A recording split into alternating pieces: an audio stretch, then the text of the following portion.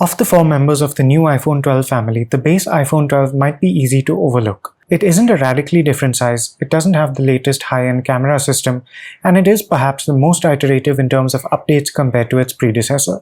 Should you spend 10,000 rupees more on the iPhone 12 than the iPhone 12 mini? Is this the perfect upgrade option if you're holding onto an older model? And what exactly does this phone lack when compared to the much more expensive iPhone 12 Pro?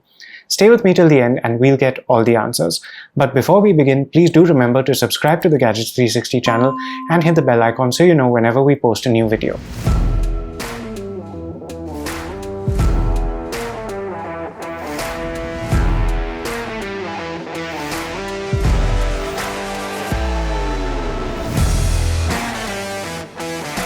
In terms of design, the iPhone 12 is a throwback to older iPhones with its flat sides. It has a 6.1-inch OLED display with Apple's new ceramic shield material on the front for better shatter resistance. The display is bright, crisp and engaging. Videos and games look great, apart from the large notch often getting in the way. Colors really pop in HDR videos, and this is one of the key areas in which the iPhone 12 is a significant upgrade over its predecessors. Having said that, a high refresh rate display would have been nice, but for now that remains an advantage of the Android cam. The stereo speakers produce surprisingly full and detailed sound, and although the bass is weak, there's no distortion even at high volumes. You get an IP68 rating for water and dust resistance, and this phone did survive being tossed in a swimming pool and even being used to record video underwater for several minutes during the review period. By now, we're quite familiar with the Apple A14 Bionic SoC, which can be found across the iPhone 12 lineup and in the new iPad Air.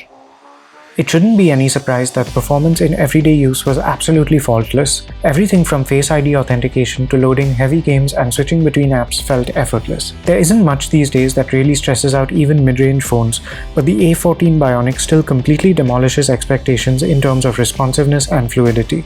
That said, everything isn't perfect. Even in normal use, I felt the back of the iPhone 12 get slightly warm. It wasn't a problem, but it was noticeable.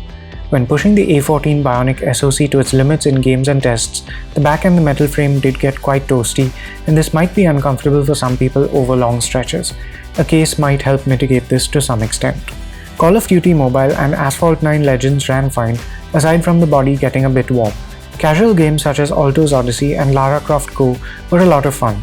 You won't have any trouble staying entertained, though you will have to supply your own Bluetooth earphones or recycle a headset with a lightning connector from an older iPhone. iOS 14 runs exceptionally smoothly and without a hint of hesitation. The UI is responsive and animations are super slick.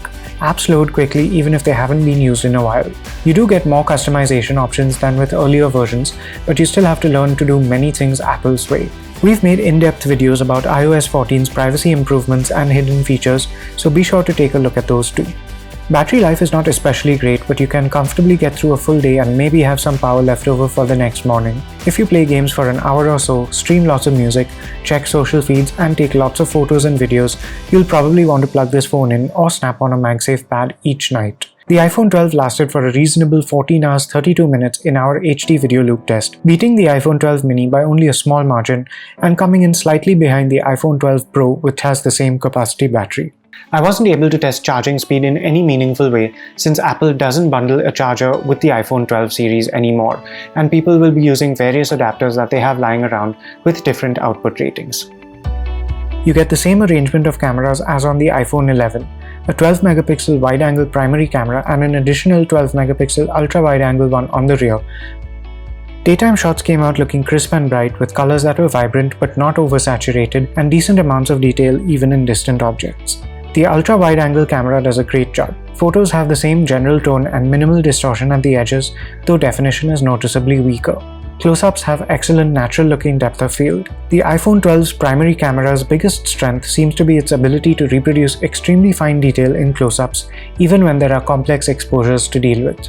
Portrait mode works with humans and pets, and the background is aesthetically de-emphasized. However, this phone is sometimes a bit fussy when locking onto a subject, and edge detection isn't great with irregular objects such as flowers. You can adjust the background blur and portrait lighting effects after taking a shot.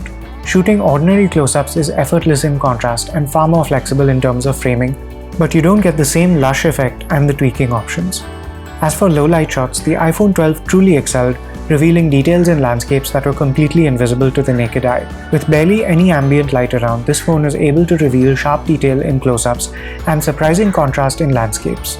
The default delay is 2 or 3 seconds, but you can push this up to 29 seconds, which is only advisable if you're using a tripod. On a moonless night, I was able to capture stars as actual points and not just blotches against the black sky. Video is recorded in HDR by default, and you'll need to visit the main iOS settings app to override this. It comes out looking smooth and vibrant at 1080p as well as 4K, with very little jerkiness thanks to the primary camera's optical stabilization. You can get pretty good results with the wide-angle camera as well in the daytime and at night. The iPhone 12 has a single selfie camera, and you can see the specs on screen. Selfies are also sharp and detailed, and night mode helps you capture usable, though slightly grainy shots even in dark corners with very little light around. The iPhone 12 is a solid, competent phone but is also very expensive. If you're currently using an iPhone 11 or an iPhone XR, chances are you won't gain much by upgrading at the moment.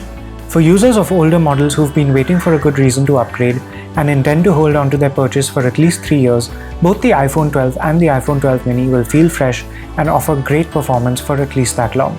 You should also consider that you get nearly all the capabilities of the much more expensive iPhone 12 Pro, minus the third telephoto camera and some pro-level camera options at a far lower price. Unless money is no object or you're very serious about photography and video recording, the iPhone 12 should serve all your needs. The strongest competition for the iPhone 12 series is actually last year's iPhone 11 and the even older iPhone XR. Now these models sell for considerably less, and they don't offer all the latest bells and whistles, but they'll do most of what the new iPhone 12 does, and they'll receive software updates for at least another couple of years, which makes them great value. So that was our review of the new iPhone 12. Thanks for watching, and for all things tech, do remember to stay tuned to Gadgets 360.